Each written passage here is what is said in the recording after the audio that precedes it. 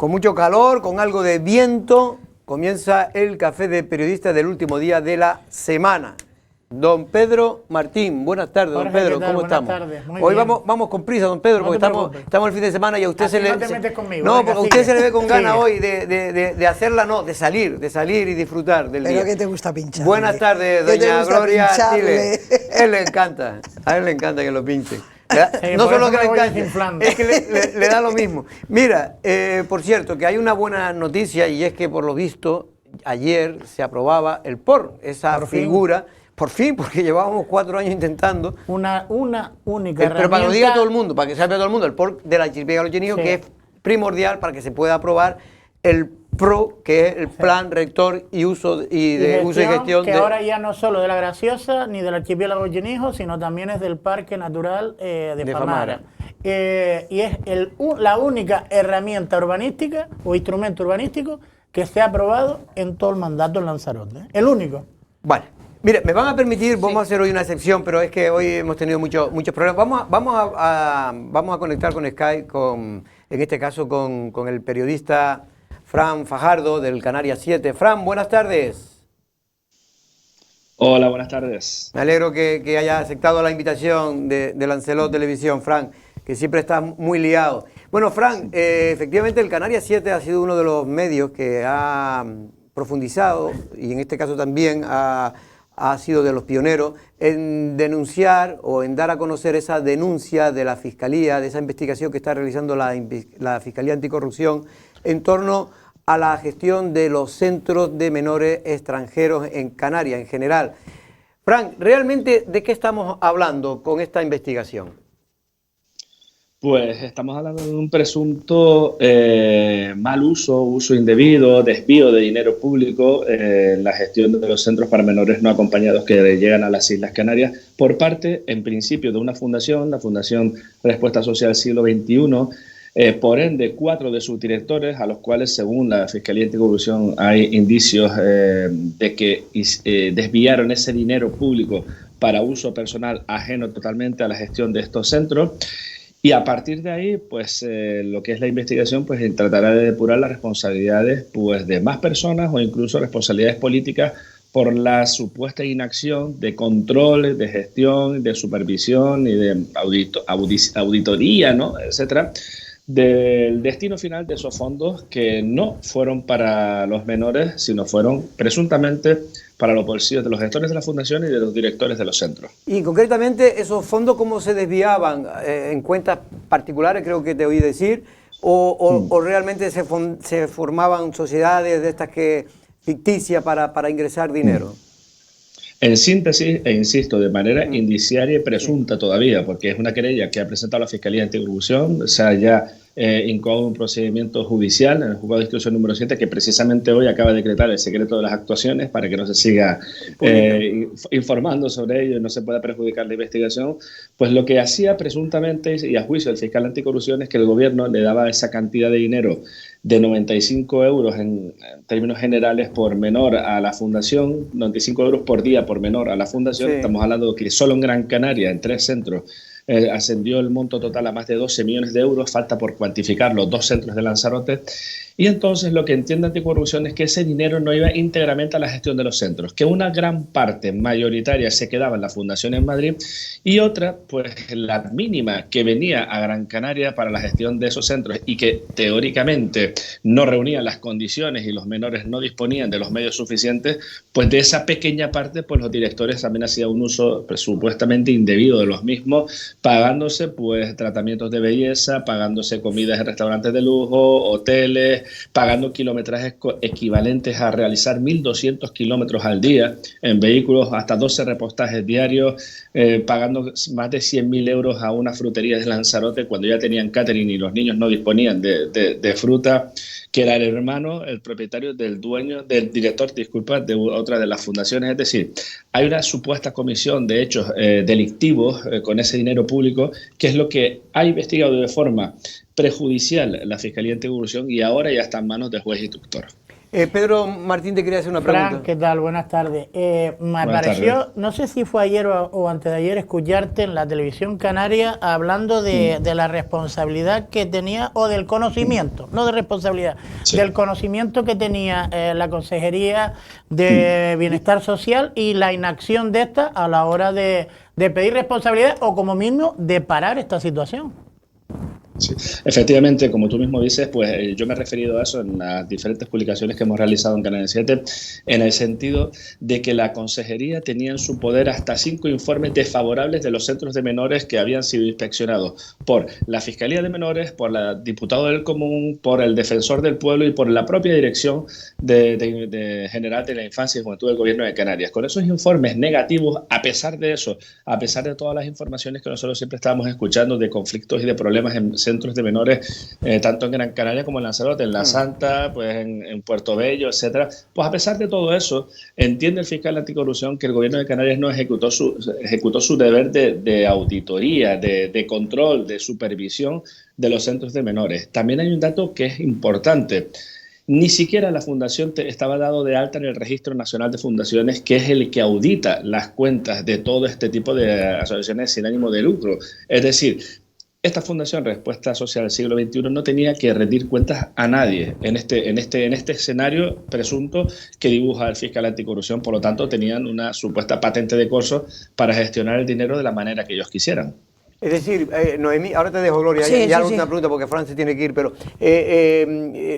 Noemí Santana, que era la consejera de Asuntos Sociales, que creo que ha dimitido, ¿no? Si no me equivoco. Sí, ha dimitido porque va a presentarse como cabeza de lista por Unidas Podemos. Ella ha publicado un artículo, precisamente yo lo leí creo que en tu periódico, en Canarias 7, que venía a decir que sí, que no ha habido por parte de la consejería falta de rigor ni de vigilancia, sino que era un contrato por emergencia, que las necesidades que había que solventarlas sobre la marcha. Casi 3.000 personas llegaron a estar, o en este caso menores, concentrados en un momento determinado en Canarias, y que había que buscar soluciones. Sí, es cierto que al principio se inicia este procedimiento por la vía del contrato de emergencia, es lógico, es una emergencia. Recordemos un símil que siempre yo pongo cuando me pregunta por esta situación, en el caso de mascarillas. Sí. Había una emergencia sanitaria, había que comprar mascarillas donde fuera y como fuera. Eso implica que luego la administración no tiene que estar encima de los contratos para que se ejecuten de forma satisfactoria. Yo considero que no, y es lo que también considera el fiscal anticorrupción. Yo no estoy para opinar, el fiscal sí está para acusar.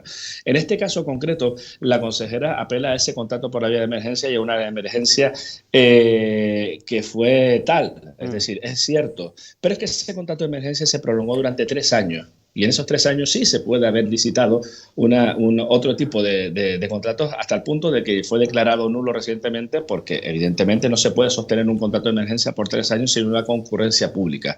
Eso también es un dato que, a juicio de la Fiscalía Anticorrupción, es objetivo y que es demostrativo de la presunta inacción o falta de supervisión de la Consejería en este tipo de recursos para menores no acompañados. Recordemos que estamos hablando de niños que llegan a las islas de la manera que llega y apenas tenían medios la fundación para darles un trato digno, según lo que siempre habíamos escuchado, pero el dinero sí le llegaba. ¿Qué se hacía con ese dinero? ¿A dónde iba? Pues eso es la labor ahora mismo de la justicia, determinar dónde estaba ese dinero, qué se hacía y si se destinaba íntegramente a su objeto final, que es porque están contratados, que es la gestión de los centros para menores no acompañados. Por eso incluso ha pedido el juez instructor de que se realice una auditoría contable exhaustiva y detallada de todas el destino de los fondos. Y también otro apunte, si me permite, claro. La propia fundación también, igual que la consejería, pues mandó un comunicado por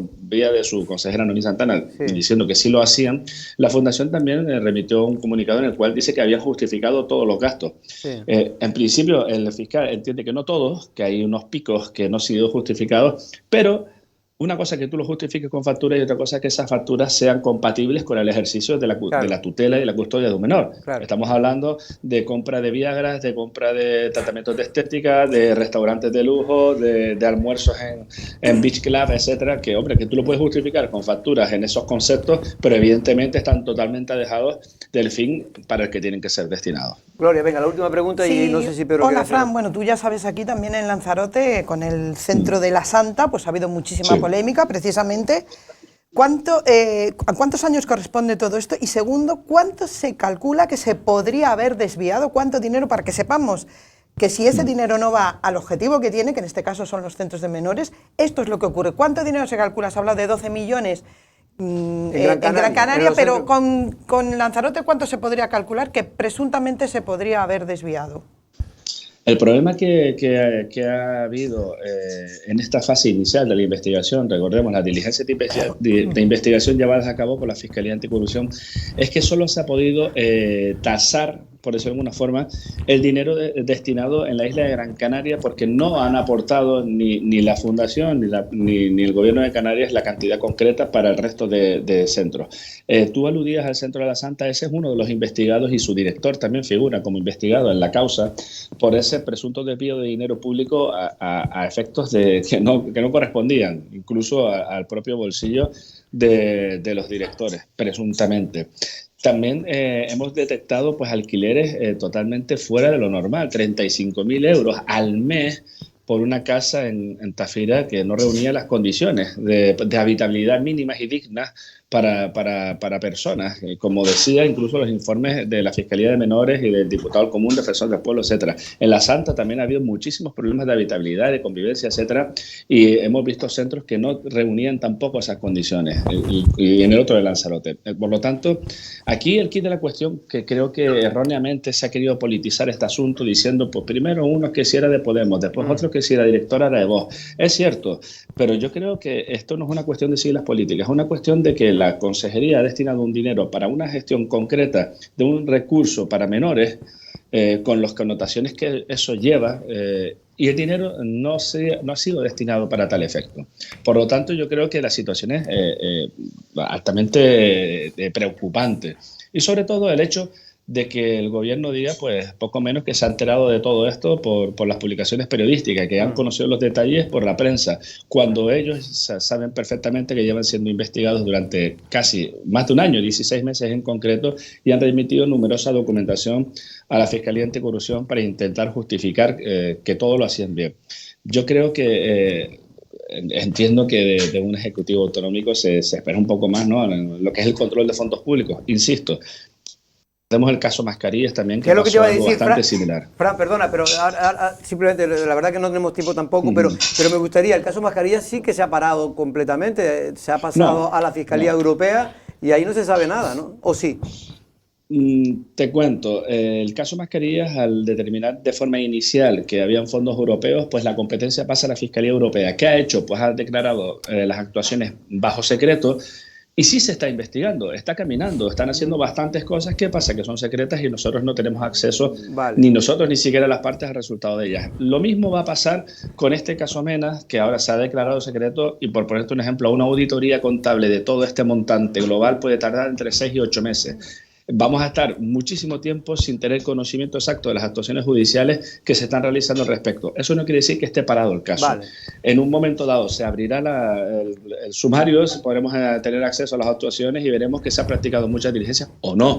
Pero lo normal es que lo sí, que se ha paralizado, y ahí podremos seguir contando. Lo que se ha paralizado mediáticamente. Pedro, nos tenemos que ir, pero me están echando, Pedro. Nada más que un pequeño apunte, porque me ha llamado la atención cómo mencionabas a los directores, porque me extraña que no sean, después de todas estas dudas y tratándose de menores, exdirectores. ¿Todavía están en los cargos, en sus cargos? Pues no tengo el conocimiento concreto por la opacidad por parte de la Fundación a la hora de pedir información. Es decir, nosotros hemos preguntado que si los directores siguen en sus cargos, si han sido suspendidos de forma cautelar, si ya están realizando otras actividades profesionales, y no nos han respondido. Por lo tanto, yo concretamente no puedo responder a esa pregunta. Entiendo que ellos apelarán a la presunción de inocencia, lo digo de forma pues totalmente particular. Pero lo que es cierto es que están siendo investigados 4 directores, de los cuales 2 eran de centros de la isla de Lanzarote. Pues Fran Fajardo, periodista de Canarias 7, que siempre está ahí al pie del cañón, sobre todo en casos muy importantes y valientes, muchas veces, porque son casos que, en fin, que no gustan muchas veces a los políticos de turno, pero a uno a veces le toca a uno, a veces a otro. Te lo agradezco con esa claridad que has podido explicar a todos los televidentes de Lancelot Televisión este asunto. Un abrazo, Fran. Un abrazo a todos ustedes y a la isla de Lanzarote que tanto uno estima. Gracias. Efectivamente. Bueno, porque creo que Frank incluso procede de la Eso nos dijo una vez aquí. Tiene familia, bueno, de los Fajardo, para conocerlo. Bueno, ya este caso, no sé si quieres decir algo. Nada, un escándalo de dimensiones colosales que también me extraña que no esté todos los días a 4 columnas en los pues ahora medios de comunicación. se va a parar, ¿eh? Se va a parar, se va a parar porque empieza ha salido justo después de las elecciones autonómicas. La información que se ha decretado claro, el secreto. pero bueno, lo que sabemos pero bueno, ya es no un escándalo. huele muy bien, pues la verdad que no. Ya hay que ver, finalmente hay que dar también, en fin, en este caso siempre el derecho a la presunción de inocencia de los presuntos investigados. Lo digo en este caso. Los presuntos no son investigados, son investigados. Bueno, los presuntos culpables. Presuntos culpables. Sí, pero investigados no son presuntos. ¿Vale? ¿Investigados son? Sí, investigados sí soy. A mí me extrañaría mucho que estuvieran, porque bueno, también está el cese cautelar. Que cesan, digo a los directores, sí. porque es que al final, mira, entendiendo que está la presunción de inocencia, es que siguen teniendo en la guardia y custodia a estos niños. No, y vamos a ver, tendrían que haber cesado sobre la marcha y haber emitido un comunicado. Claro, y un poco lo que ha insinuado Frank, que el gobierno de Canarias no puede, ¿cómo decir?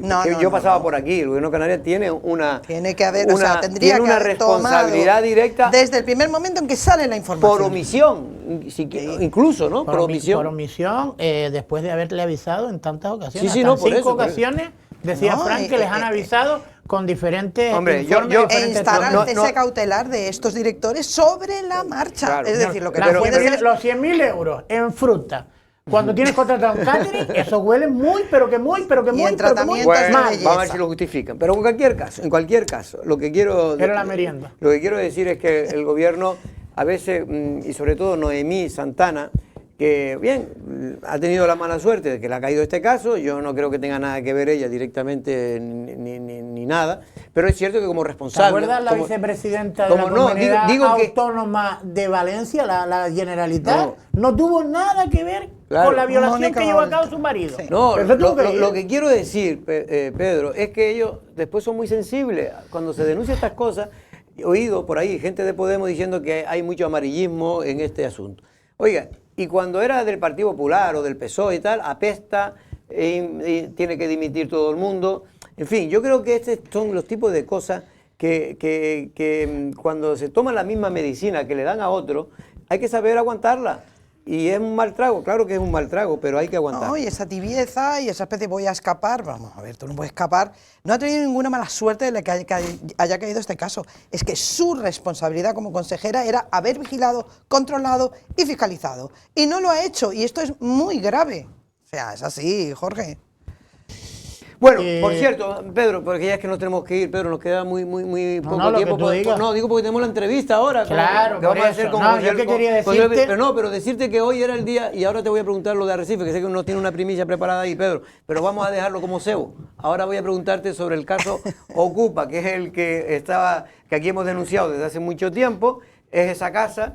que privilegiada. La casa del director, esa casa la tiene. No, sí, pero esa casa la tiene la autoridad portuaria para cuando venían los directores aquí, para que sea su residencia. Sí. Algo, a mí, para todas luces, inexplicable. Y ahora continúa. Bueno, pues hoy, después de un segundo intento, se trataba de sacar a los Ocupa, que es una pareja, en este caso, que viven ahí desde principios de año, ¿no?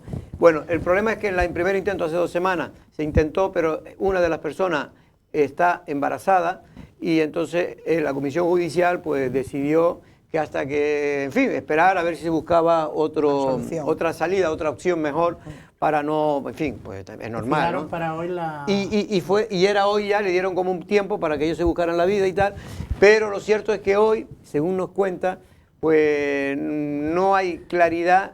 En estos momentos todavía no ha podido ser desalojada, lleva ahí desde la policía, bueno, intentando, creo que a ver si pueden salir, pero todavía no ha ido hasta que nosotros nos metíamos aquí en la tele, no sabían si se había producido o no el desahucio de esa casa, Gloria. Bueno, vamos a ver, hay que tener en cuenta también que cuando hay una situación de este tipo con una mujer embarazada, hay que dar también salida a esto. Y este es el problema que está ocurriendo con este tipo de cosas. Los Ocupas, tenemos una ley que realmente es esto, lo que tenemos, muy diferente a como ocurre en otros países de Europa. Por ejemplo, en Francia se puede echar en 48 horas, la policía puede entrar y no pasa absolutamente nada. en Alemania en 24 horas y nosotros seguimos teniendo una ley que es incomprensible, absolutamente incomprensible. La ocupación. Efectivamente, esto no quiere decir que efectivamente hay personas sin techo y personas que necesitan, pero para eso también tenemos servicios sociales y una cobertura social, que es lo que España tiene que estar a la cabeza. Lo que no puede ser esto porque no es una propiedad privada. Pero tú imagínate, en la casa de alguien hay una media de 18. Bueno, privada sí, pero me refiero. Pertenece a la autoridad portuaria. Pero que no es de una Pertenece a un familia, ente público. que no es de una familia, pero tú imagínate que hay una media de 18 meses hasta que tú puedes sacar a una persona. Esto que estamos viendo es la dificultad para poder sacar y para poder reubicar a una familia que probablemente necesite de tener un techo. O sea, es decir, como tantas ¿cómo otras? que en el siglo XXI, Como tantas otras. en el estado del supuesto bienestar que estamos en España todavía, los propietarios no pueden acceder a su vivienda cuando se la ocupan, que es terrible, o sea, eso no tiene sentido ninguno, y además esas personas tampoco pueden tener una cobertura. Y después, evidentemente, el principal problema es la ley que tenemos o lo laxa que es la ley a la hora de agilizar todo este tipo de procedimientos sin tener en cuenta pues que es una propiedad privada y que hay que devolvérsela y después paliarla con recursos sociales y con servicios sociales. Y segundo, a mí sí me gustaría criticar esta situación, que con recursos públicos, pues al fin y al cabo estos señores trabajan para nosotros, que estén todo el día, pues, dos coches apostados ahí durante meses. Y que no va a terminar hoy, porque si estos señores son desocupados hoy, la casa va a seguir lo que tú dices, ahí. con la falta que van hay a de... volver a... Como si estos señores entran mañana, no va a pasar Pedro, absolutamente nada. nos decía una de los ocupas, que son dos personas para que lo entienda, lo que se trata de hacer la policía portuaria es evitar que entre más Claro, gente. pero ¿y cómo lo evitas? Bueno, Estando todo el día. Con todos los recursos. No, está todo el día y tenemos dos coches allí y prácticamente todo el ¿pero día cuánto nos para está evitar costando eso. eso? Pero bueno, ni se sabe y sobre todo el servicio que después se deja de prestar para otras cosas porque para algo deben estar estos Aparte de para pasear policías por los portuarios. No debe ser para estar allí apostados ¿De verdad? porque encima los ocupa, como decía uno en plan broma, encima tienen vigilancia 24 horas. Pero bueno, Pues una cosa. lo que quiero Para que no les entre. decir es que una de las personas, de los que están ahí, de la pareja, decía en nuestro cámara, eso entre comillas, porque es lo que dice que él entendió, que es que a él se la habían alquilado por 3.000 euros la casa, ¿no? No, es verdad que aunque sea una broma, Hay mafias. Hay mafias que se dedican a desocupar, no. abrir puertas. Abrir puertas, ocupar casas. No, y los enganches de la luz y el agua. enganches, te lo prepara todo. Menos escritura, porque no puede. Pero Efectivamente. todo eso. Y creo que le intentaba enseñar como una especie de factura que incluso le hicieron. El tema de los ocupas que había en este complejo que ahora se va a desocupar porque hay un nuevo proyecto, que hay gente incluso facultativo del hospital viviendo allí por la falta de vivienda pública en Lanzarote. Es que eso, hay una mafia allí manejando el alquiler de esa Pedro, pero no me gustaría que usted no dejara de contarnos esa premisa. Ya está hecho, dice usted, el reparto de áreas de Coalición Canaria en el Ayuntamiento de Arrecife. ¿Cómo va a ser? Solo el de Coalición Canaria. Yo el otro no tengo conocimiento o no me lo han dicho. Conocimiento tampoco he tenido nunca. Y el tema Echedey Eugenio, teniente de alcalde, concejal de Hacienda y Festejos. Abigail González, lo voy a decir casi por orden, si me acuerdo. Abigail González, concejal de Cultura y Educación. Jacobo Lemes, concejal de Sanidad y Limpieza. José Montelongo, concejal de Urbanismo, Oficina Técnica y Oficina de Planificación, de Ordenación y todo Todo esto. relacionado con la Sí, urbanismo. hombre, el que tiene que sacar el plan general de El plan, y el que lunes, él conoce parte de ese plan y además es muy importante porque Astrid Pérez y el Coalición Canaria quieren dar un impulso a todo lo que es el tema urbanístico. Vale, después está, ¿quién más me falta? Maite Corujo, concejal de Servicios Sociales o Bienestar Social. Rosmen. No, Rosmen es el último, para ir por orden. He ido por orden, para ¿no? acordarte. Está Mació Cabrera, concejal de actividades, nuevas tecnologías, y actividades clasificadas, nuevas tecnologías, sanciones, podrá ser, ese ahí no tengo en duda alguna, y Rosmen Quevedo, concejal de Juventud y Participación. Bueno, pues esa va a ser según Pedro Martín, y si Pedro Martín lo dice, eso va a misa casi seguro. Hombre, tú sabes que yo soy muy de Coalición Canaria. Bueno, no tenemos que ir. Por cierto, que Coalición Canaria ya tiene nuevo... El candidato al Senado va a ser precisamente el que fue candidato a la alcaldía de Yaiza, Emilio Machín, un hombre que ha conseguido cierto protagonismo. Algunos dicen que es que nadie más quiso serlo, ¿no? Pero la verdad es que yo creo que es una forma también de promocionar a una persona que ellos quieren y valoran mucho dentro de la organización. Hombre, claro, porque hay que tener en cuenta pues los resultados que han sacado en Yaiza, ha estado ahí, además lo tuvieron difícil al final, con pues los tránsfugas, etcétera. Y luego está Cristina Calero, que es una persona bastante... Que fue concejal de Arrecife, ¿no? Sí, y es bastante... Sí, estuvo también llevando la gerencia. Y es profesora, Y es bastante preparada, una persona muy preparada que se le toman las cosas bastante en serio, por lo poco que yo la conozco. Y bueno, pues lo tienen difícil, pero bueno, tratarán de convencer de la necesidad de estar presentes en Madrid. Creo que Nueva Canaria también va a nombrar a un candidato. Aquí en Lanzarote. Sí, han tomado la decisión de ir en 4 islas, Gran Canaria, creo que Fuerteventura y Lanzarote, creo, y no sé si Tenerife. No sé por qué cuando nombraste a Nueva Canaria me vino a la mente, porque hoy me crucé en varias ocasiones con Armando Santana. Pero no, y también Yesiel por el Partido Popular, que creo que no lo comentaste ayer, y que también Santana, es otra persona joven. Yo creo que él no va a ser, porque él ya abandonó ni quiere la primera línea política. Ni se lo van a proponer. Pero bueno, que están cogiendo gente joven con proyección y con potencial. Ahora tenemos que estar esperando el invitado. Va a ser un invitado muy importante. Sí, que lleva tiempo ya. Buen fin de semana. No, buen fin de semana no, que ahora usted viene... Es verdad, no me puedo... Yo pensé que me habías dicho... No, hoy te tienes que quedar. Bueno, pues vamos ahora con el invitado, José Luis Aparicio, vamos a hablar de salud pública, de sanidad.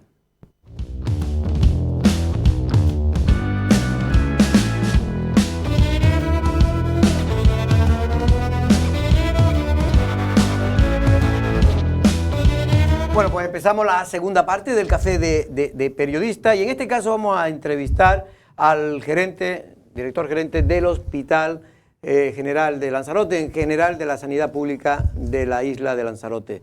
Don José Luis Aparicio, muy buenas tardes, don José Luis, ¿cómo estamos? Buenas tardes, muy bien. Me encanta que usted esté por aquí. Bueno, don José Luis, una buena noticia, al menos buena noticia, porque todo lo que sea dar paso hacia adelante en el tema de que en Lanzarote se pueda tratar la radioterapia, pues mucho mejor para todos. Y la noticia es que por fin ya la unidad satélite, creo que se llama, ya ha empezado a trabajar en Lanzarote. Efectivamente, bueno, llevamos trabajando años en conjunto. Ellos son los que enseñaron la unidad que citamos, el aparato. Nosotros hemos puesto la parte de las obras, del personal, parte del personal, el personal no médico, el personal, la gestión de las compras del material necesario, aparte del acelerador. Perfectamente, ya por fin hemos terminado la adecuación de parte de la obra grande, la caja y lo alrededor, y ya estamos en condiciones ya de comenzar al menos las consultas de seguimiento. Las consultas, ¿Eso qué va a significar? Para que la gente lo entienda. Sí, ¿Qué va a significar eso? A partir de ahora, cuando un paciente se le diagnostica de cáncer e incita radioterapia, antes iba a Las Palmas, hacía una primera visita, ahí se le realizaba el estudio para ver qué tipo de radiación, o sea, cómo se le iba a aplicar la radiación, se le aplicaba y después iba a acabar el tratamiento, varias consultas sucesivas en el tiempo para ver efectos secundarios, para ver evolución, por si necesitara algún tipo de otra ayuda. A partir de ahora, la primera visita es obligatoria porque todavía el escáner que hace falta para esto está allí todavía, ya se montará aquí en su momento. Pero ya las siguientes sucesivas ya se hacen aquí, no hace falta trasladarse ahí para una consulta que es una consulta como otra cualquiera. Vale. Eso es... y lo que se hace es que ese equipo que estaba allí, ¿no? En Gran Canaria, digamos, en el Negrín, el equipo humano. Se desplace, el equipo humano. El equipo humano se desplaza a Lanzarote. Uno de los problemas que había al principio con montar radioterapia en Lanzarote, y es lo que lo ha retrasado décadas, precisamente factura humana, como dice Pedro, efectivamente. Vamos a ver, el Negrín tiene un servicio de radioterapia excelente, ¿no? Bueno, excelente. Hay unos que hay un radioterapeuta que haga de todo, ahí hay uno que hace solo, yo quiero irme tengo un cáncer de próstata y necesito radiación de la próstata, no me tiene cualquiera, me tiene fulanito, que es un especialista, que es el que hace solo próstata en toda la provincia y es un genio en eso. Igual de mama no sabe tanto, pero eso, y si es de mama, es de mama. Claro, entonces en Lanzarote no podíamos tener un súper especialista en próstata, en mama, en colon, era imposible, eso era imposible. Y tampoco podíamos ofrecerle algo más general, con menos calidad, porque no estaría bien que los pacientes aquí tuvieran una calidad diferente, inferior que la de allí. Eso fue lo que dificultó un poco, pero gracias a la buenísima voluntad, porque para ellos venir todos los días alguien irse rotando, porque para atender pacientes aquí y en Fuerteventura no deja de ser una incomodidad, coger un avión y volver a salir. ¿Pero eso es provisional o va a ser siempre así? Eso probablemente dure mucho tiempo, porque de aquí a que consigamos super especialistas en cada una de las áreas, va a ser muy difícil. De todas maneras, yo sí tengo una duda, José Luis. Se va la unidad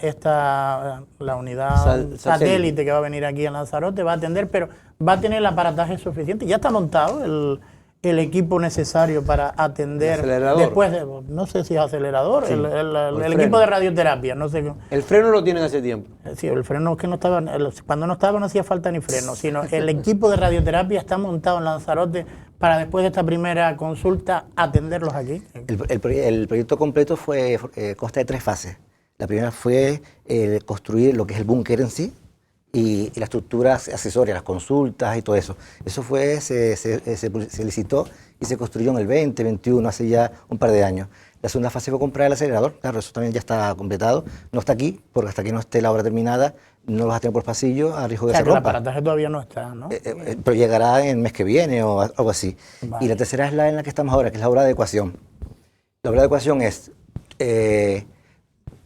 no solamente un aparato en el mercado, hay varios, y cada uno es diferente, son iguales pero diferentes.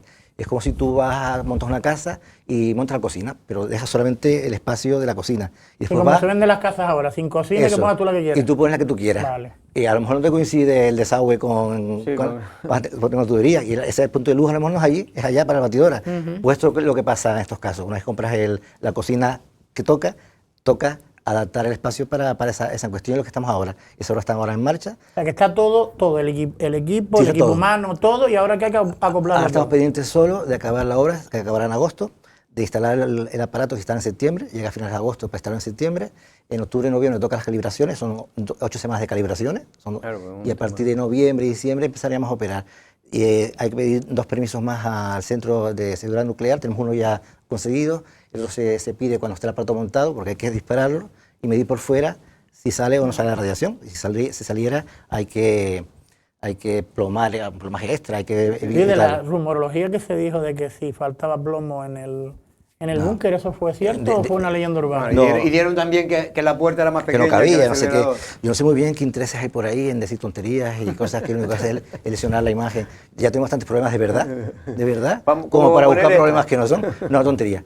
Lo que pasa es que cuando tú montas un aparato de estos, según el que monte, como lo montes, tienes que reforzar algunas caras, se llaman discos, tienen un nombre. Además, eso habrá que calibrarlo efectivamente muy bien, eso no es tan fácil, no es poner una puerta, vamos. Y eso está contemplado al principio, forma parte de la adaptación, es una de las obras que comenté para la adaptación. Oye, de todas maneras, no es ninguna bobería perdona Gloria, lo de hacer la puerta más pequeña, que en la península hicieron túneles más pequeños que los trenes. Pero eso fue un error. Pero aquí no, afortunadamente. Fue un error cuando midieron. De la unidad esta satélite, ¿sí? ¿Cuántos lanzaroteños se van a beneficiar de no tener que ir o se calcula? Somos menos 1.500 sesiones, pero son sesiones repetidas, ¿no? Sí. Pueden ser unos 300, 500 más o menos aproximadamente.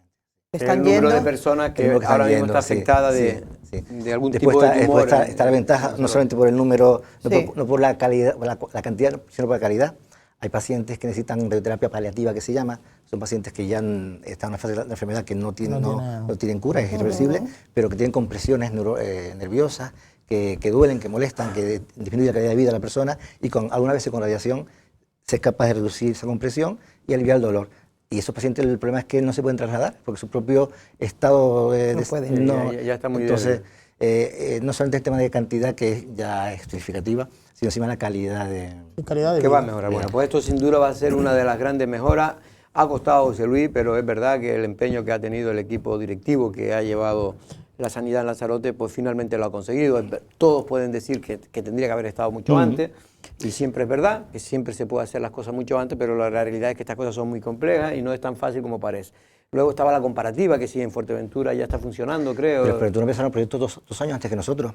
Y nosotros vamos a estar un año de retraso con respecto a ellos. A pesar de todos los pesares, hemos ganado un año. ¿Y Fuerteventura también tiene el equipo satélite? De hecho, sí, el mismo equipo, el espacio igual que nosotros. Y además el aparato de Fuerteventura y el nuestro, y el de Negrín es el mismo. Vale. Porque si aquí entramos en revisión, sabería, para que el paciente pueda seguir tratamiento en otro aparato igual. Claro. Bueno, y la otra cosa, la buena noticia que por lo visto tiene usted ahora es que la unidad de hemodinámica se podría ya, bueno, se podría estar acabada ya o instalada en Lanzarote. De hecho, hoy, viniendo para acá, el jefe el director de ingeniería me mandó un WhatsApp para confirmarme que ya está el aparato, el equipamiento montado. Me mandó la foto. Ahora estamos formando personal. Desde el 12 de junio enviamos al materno 4 enfermeras y 2 TK, creo recordar, desde el 12 de junio, para formarse. Y aquí será algo parecido a la radioterapia. Al principio vendrán compañeros del Negrín a hacer aquí las técnicas. A preparar un poco a la gente. Sí, un poco para... Es más bien un reciclaje. Aquí tenemos 2 o 3 compañeros cardiólogos que tienen experiencia, pero que llevan 3, 4, 5 años sin hacerlo. Entonces, lo propio, por seguridad al paciente, es que mandarlos allí y que vengan equipos allí a trabajar juntos, 1, 2, 3 años, lo que haga falta para poder ser una unidad autónoma. Y me gustaría, José Luis, porque ahora dejo a Pedro, pero ¿por qué es tan importante esa unidad? ¿Qué diferencia va a tener los lanzaroteños? Para que la gente sepa un poco por qué es importante. Hay enfermedades que son tiempos dependientes y otras que son tiempos independientes. Por ejemplo, esta, cuando te da un infarto o un ictus, tienes entre 6 y 8 horas para poder, si puedes, resolverlo. Meter un tubito, quitar el trombo o un stent.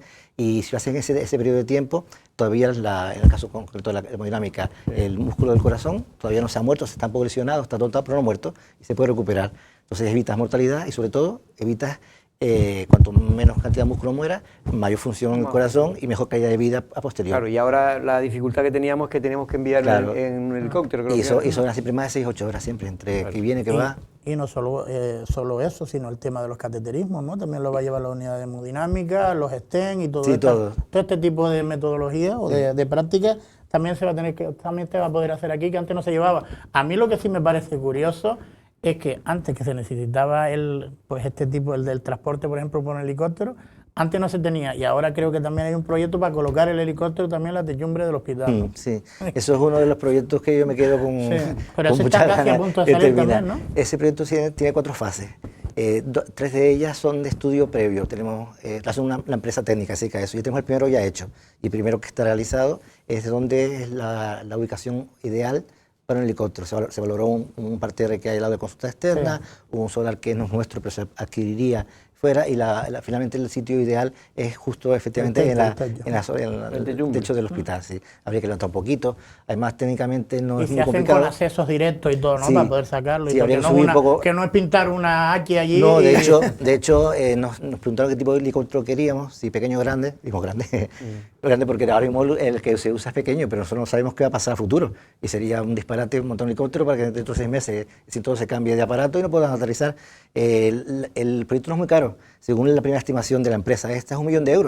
Solo para preparar para la estructura. Y creo que lo pone el consorcio, ¿no? No, en principio eso ni siquiera está hablado con la consejería, eso es un proyecto de la gerencia propio que tenemos, estamos pendientes de dos. Pues nosotros nos informó el gerente del consorcio de ciberemergencia, pues estaban trabajando con ustedes. Marco Verga. No, Marcos, Quique Espinosa. Después el siguiente informe es AENA, a ver si con la aproximación, las alturas alrededor, si hay problemas técnicos, y el último ya es temas legales, pedir los permisos y la construcción. De acuerdo. Otro de los proyectos que también quedan ya para este siguiente mandato es el aparcamiento. Sí. ¿No? ¿Cómo está ese tema? ¿Cómo se deja la historia? Sí, el aparcamiento se ha ido demorando por cabezonería de la gerencia, porque desde el principio la consejería nos pedía que hiciéramos como los otros hospitales, que hiciéramos un concurso, que diéramos una concesión administrativa a una empresa que explotara el tiempo que hiciera falta para amortizar la empresa. Pero a mí me pareció que pasar de tener aparcamiento gratis a tener que pagarlo, llamar a los precios en los que se pagan en los hospitales que yo conozco de Canarias, era un salto cualitativo que podíamos intentar evitar. Entonces estuvimos ahí negociando a ver cómo podíamos conseguir la financiación. Finalmente, hablando con el Cabildo, ellos ofrecieron a pagar la mitad, a pagar algo, a conveniar con el Servicio Canario de Salud, cómo poder construir esa instalación para que fuera gratis a los usuarios. Y ahí se quedó, llegaron las elecciones, llegaron no sé qué, y ahí se quedó el asunto. El equipo que entre a continuación, el Cabildo y la consejería, está en ese punto. Con respecto a esto, estabas tú conmigo, había ¿no? Osvaldo Betancor, que dijo que sobre la marcha, la marcha va a coger a los técnicos, creo que estaba hablando de esa parcela, y no va a ser un aparcamiento en altura, sino que va a mandar a faltarlo, y como mínimo una medida paliativa, ya que estamos hablando de sanidad, para aparcar coches ahí porque es uno de los principales problemas que tienen Pero se olvidan del edificio. No lo sé, eso tendría que preguntar. Porque Pero eso él estaba dijo que previsto, sobre la marcha. eran 3 plantas o algo así. Claro, es que es necesario. El proyecto, Yo creo que de cara al futuro es necesario. El proyecto básico está, lo tenemos, nos falta el dinero para el proyecto de ejecución y ejecutarlo. Hay una parcela que compró la legislatura anterior, la anterior, la compró cuando Erasmo era director de área, que es esa parcela, pero tenía varios problemas administrativos. De hecho, ese era el plan A al principio de la legislatura, hasta que vimos que ese plan A no funcionó. no iba a salir como no ha salido. Tienen que arreglar un par de problemas administrativos antes. A mí me gusta más el tema del parking, primero porque no ocupa la tercera parte del espacio. Soluciona radicalmente el problema de aparcamiento de toda la finca. De hecho, estaría con un superávit del 30% de las plazas de las cabinas. Siempre es mejor que haya superávit que haya déficit. Y porque ese solar que de Erasmo, podría ir otra cosa, podría ir un edificio para salud mental, que hace falta, podría ir, no tiene muchos solares alrededor, y ese está ideal para ese tipo de cosas. Porque, perdona José Luis, por lo digo hasta como usuario que estuve el otro día por allí, ahora cuando uno va al hospital, ustedes han abierto un poco la mano para aparcar prácticamente en cualquier zona del hospital, ¿no? Lo digo porque yo le pregunté al segurista que fui a consultas externas y el segurista y estaba en línea amarilla ese. No, aparca ahí porque había un hueco, aparca ahí porque... Es que ¿Por qué eras tú, Pedro? No, porque era yo que estaba todo lleno de coches. No, sí, efectivamente. Hay poco parking, no te puedes poner muy meticuloso. Lo que sí se hace es no bloquear parking. algunos sitios estratégicos. Por ejemplo, Sentido común. El camión que tiene que llevar el oxígeno para recargar las megabombonas de oxígeno que tenemos fuera, necesita un margen de maniobra. Entonces ahí la seguridad pone en este caso Alex, concretamente. En urgencia también, efectivamente, pero los lugares de aparcamiento que sean encima de las aceras, línea amarilla, que no estorban a nadie, se hace vista gorda, efectivamente. Bueno, no sabemos si usted va a seguir o no va a seguir, ahora hay cambio de gobierno, pero más allá de que usted siga o no siga, José Luis, que usted pues creo que se lo está replanteando, si se lo proponen o no el nuevo equipo de sanitario, lo cierto es que hay una cosa que usted yo creo que se ha quedado con las ganas, ¿no? Y es el hospitalito famoso, que no es el hospitalito, pero para que todo el mundo lo conoce, que es la construcción anexa que se hizo sobre todo por el tema de la pandemia, que se creyó que era necesario no solo para el COVID, sino para futuras pandemias que puedan existir, ¿no? Bueno, no solamente... Digo que no se ha podido terminar, inaugurar. No solo es, hay un montón de otras cosas que se han quedado ahí también a mitad. Él es quizás sea lo más llamativo porque es un edificio blanco enorme que está en la puerta, que es muy visible. No, y sobre todo porque usted fue muy optimista. Yo me acuerdo que aquí se lo decía y usted me decía, no, en 4 meses, 5 meses estaba. Yo bueno, digo, ha habido ahí piedras en el camino, algunas siempre previsibles, otras no, y algunos pedruscos muy gordos también, que han hecho que efectivamente las cosas no hayan salido como estaban previstas. Pero ya está. Él, en principio, yo lo visité ayer y hablé con alguien de la constructora que me dijo que a finales de julio probablemente entregarían. Finales de julio. Después, es decir, que para empezar el nuevo curso político, digamos, para entenderlo, por poner, ya podría estar preparado, ya inaugurado. Sí, a finales de julio está. Ya quedaba un poquito, le quedaba pintura, le quedaba soldar la escalera, los talones. Las manos. Las manos. La barandilla. La barandilla, eso es. Le quedaban 4 desbloqueadas, y había parte desbloqueada ya, le quedaba muy poquitito. Después tocaría el tema del agua y la luz, que mi experiencia personal es que eso también lleva algo de tiempo, ya nos pasó ¿Y qué va a pasar, José Luis, con eso ya? ¿Qué se quedaría? Lo que usted decía, siguen con esa idea de que inicialmente ahora ya para la pandemia no tiene mucho sentido, pero sí puede servir para otras muchas cosas, ¿no? Sí, vamos a ver. Este hospital... efectivamente, eso se ideó y es para la pandemia, es para eso. De hecho, tiene cosas que otros hospitales no tienen. Todas las habitaciones tienen,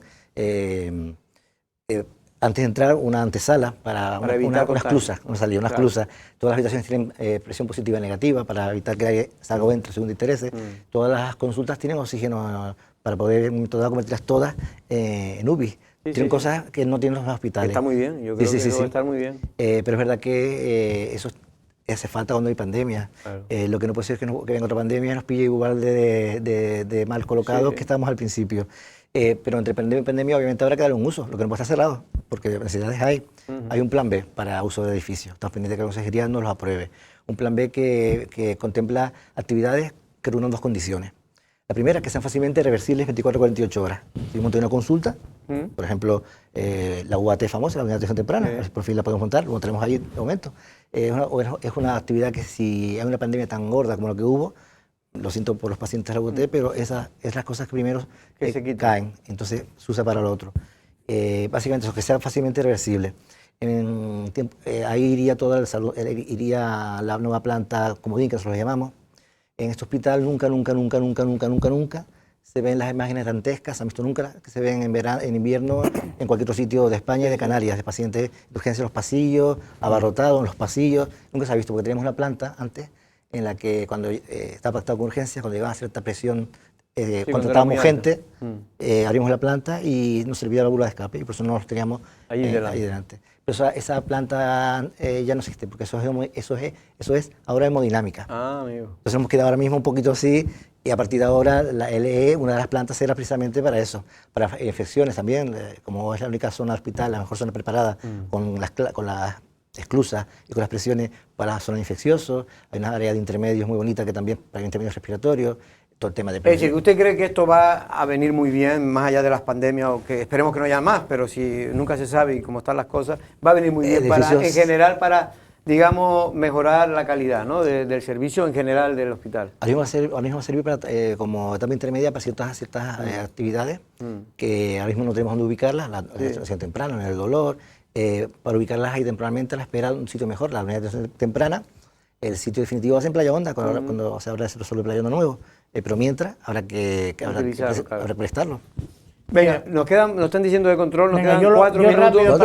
4 minutos nada más, y me gustaría... Para terminar el hospital... hemos estado ya 20. Para terminar con supongo yo que se le preguntará a alguien por temas que tengan que ver con cosas fuera del hospital, como el Centro de Salud de Argana o el mismo que hablaba Aparicio del tema de Playa Honda, pero a mí sí me gustaría preguntar, porque creo que es uno de los problemas gordos que tenemos después de la pandemia, el Centro de Salud Mental, creo, no sé qué nombre le han puesto, pero sí es verdad que era uno de los grandes empeños que había, porque el que está ahora está bastante obsoleto, ¿no? Sí, la planta de psiquiatría, efectivamente, hay un proyecto y hay dinero además. Repito, no hemos dicho, lo que hay es dinero. Y para hacer el proyecto y estar el plan funcional, aprobado además por la consejería. Es una de las cosas que están pendientes precisamente. Está pendiente de dos cosas. Una, de que el cabildo ceda el suelo, porque ese suelo no es nuestro, del cabildo, y después tratar el proyecto en cuanto tengamos... porque dinero hay, cuando tengamos el suelo y cedido. Pacientes así, ¿no? Y pacientes más que suelo, efectivamente. Mientras hemos buscado otras alternativas, por ejemplo, hay un solar al lado del juzgado, el que ha puesto el ojo porque es de uso sanitario, está muy ubicado para eso. Todos sabemos cuál es. Sí, y además tiene unas características que nos interesan mucho, y ya hemos hablado con la propiedad y nos ha hecho una primera oferta. Eso está en manos de la consejería, que es el quien finalmente compra o no el solar, pero está puesto en sus manos. Para mí para salud mental, ese edificio era para salud mental. En Taiche habíamos hablado con el cabildo, en la zona sanitaria de Taiche también montar algo para salud mental. Hay por ahí varios proyectos, pero quizás el más avanzado sea el de la nueva planta de psiquiatría, con hospital de día arriba, que además, como son dos plantas, conecta con la pasarela al EEE y tienes ya todo el complejo, todo ya bien comunicado. Y eso a falta del cabildo nos ceda el suelo para poder cargar el proyecto. Venga, yo quería hacer también una pregunta, porque ahora efectivamente empieza un nuevo curso político. ¿Cómo se dejan las listas de espera a día de hoy? Me han hablado de que dermatología pues tenía grandes retrasos y tal. Y luego otra pregunta que me interesa simplemente por saber, por su conocimiento de la isla. ¿Usted cree que sería interesante ya empezar a proyectar otro hospital en la isla de Lanzarote? Lo que se llama la nueva ciudad sanitaria en general de Lanzarote, donde estén todos los servicios posibles sanitarios. Una pregunta. Vamos a ver, a nadie le amarga un dulce, a todos nos gustan juguetes nuevos, a mí también, a mí primero además. Pero vamos a ver, yo he intentado... Pero a medio largo plazo, por su conocimiento. Sí, a medio largo plazo sí.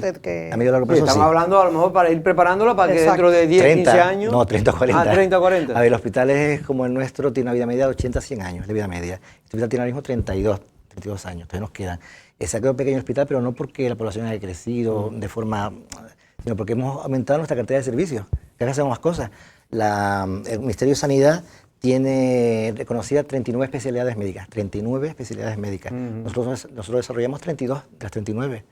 No desarrollamos neurocirugía porque hace falta 150 operaciones, nosotros mandamos 15 al año al Negrín. No tenemos inmunología porque hace falta 200 informes, nosotros mandamos 2 al Negrín al año. Las que no se desarrollan es porque no hay casuística suficiente para hacerlo con calidad.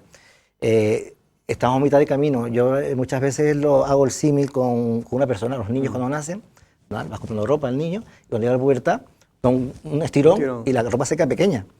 Pero la política correcta familiar no es tirar al niño a comprar otro, es comprar ropa nueva. Comprar la ropa. Bien. Algunos se equivocan, pero bueno. Este hospital lo que necesita es que comprar ropa nueva.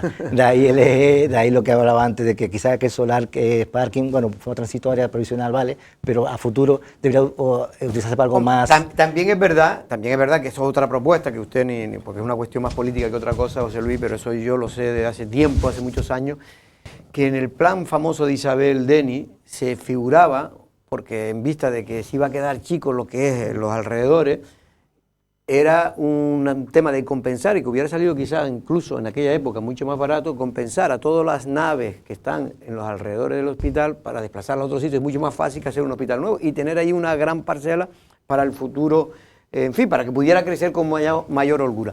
José Luis, nos tenemos que ir. Ya le voy a decir que antes de que, en fin, que finalice el curso político antes del verano, le vamos a hacer una entrevista ya, pero en entrevista del día, porque es muy interesante lo que usted está diciendo. Yo creo que hay que tener más tiempo.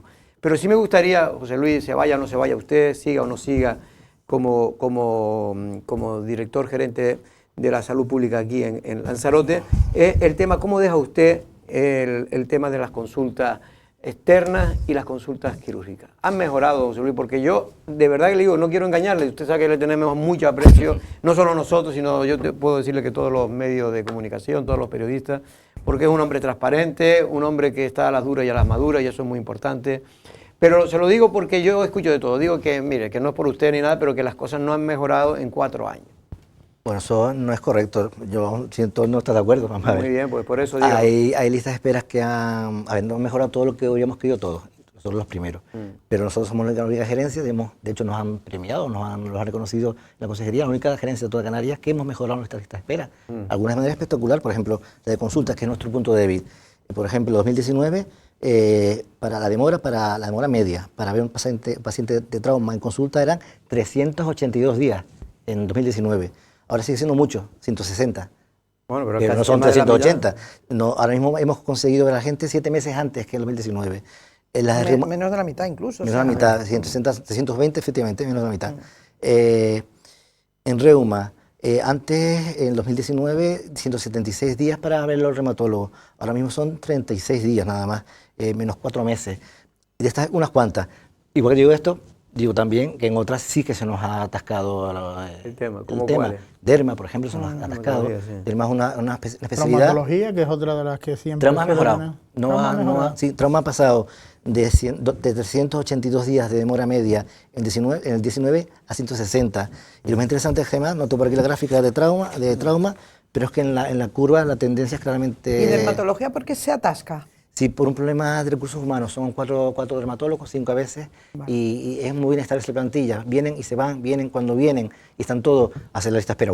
Y mejora muchísimo, pero es irse y la semana siguiente ya ves, yo todos los lunes recibo mi correo, las listas y las miro. Yo soy capaz de saber quién ha estado de baja y quién no. El único que siempre es de judo, ¿no? Y Piqué también, son los dos pilares. Los pilares. La verdad es que ya, te lo digo porque yo personalmente he tenido que tal, y la verdad que ahí sí que hay un atasco importante. Sí, hay algunas que están hay atasco importante, ¿cierto? Pero bueno, muchas veces no queda más remedio, y de hecho no queda más remedio, porque en tema de esto hay que tener mucho cuidado con el tema del cáncer de piel. Hay que ir, cuando se tiene, en fin, duda, pues hay que ir a la sanidad, bueno, a las consultas privadas que también funcionan, porque no queda más remedio, porque oiga, lo ideal, como dice José Luis, es que no hubiera esa lista de espera. Pero en cualquier caso, cuando cáncer de piel, existe un procedimiento, un procedimiento que estableció el doctor Ocaña, el gerente en el tiempo, que se llama el Ocaña, que es para el cáncer. De hecho, si un médico de familia le escribe al dermatólogo que tiene un melanoma, una mancha dudosa que no le gusta, no se pega a los 160 días. Eso rápidamente, para eso los dermatólogos reciben todas. Pero es verdad que todos los pacientes le decimos al médico de familia, mire, dígale que es grave, pero claro, son tantos ya los que dicen que son graves o peligrosos que al final se llega a atascar. Pero es por lo que dice usted, porque somos muchos y son pocos los profesionales que hay.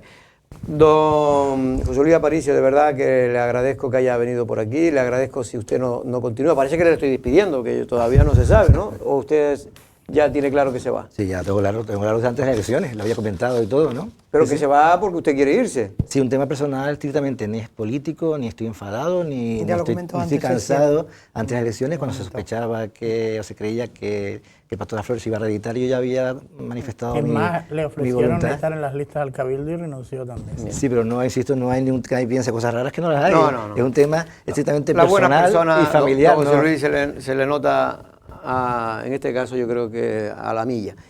Muchas gracias, A don ustedes, José Luis, de verdad. Gloria, Pedro, Y gracias. sobre todo sé porque usted se ha tomado muy en serio su trabajo, que es el trabajo de todo en un equipo, porque esto es un equipo increíble. ¿Cuántos son? ¿Cuántos profesionales tenemos en el Somos sanidad? ahora mismo 3.500. Es que es increíble, son 3.500 personas. La mayor plantilla de Lanzarote, Para ¿no? que Con vean que diferencia. el esfuerzo que se ¿No? hace...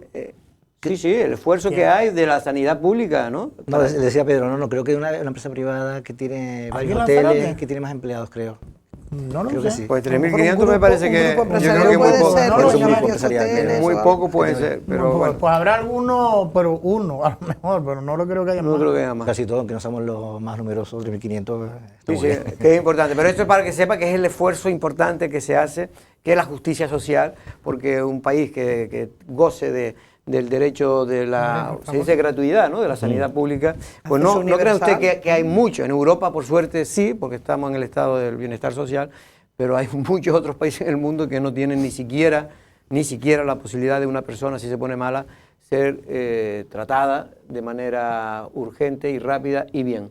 Muchas gracias, A don Luis. ustedes, gracias. Bueno, pues nosotros volvemos el próximo lunes. Ya sabremos si los ayuntamientos se han configurado como estaban previstos o no.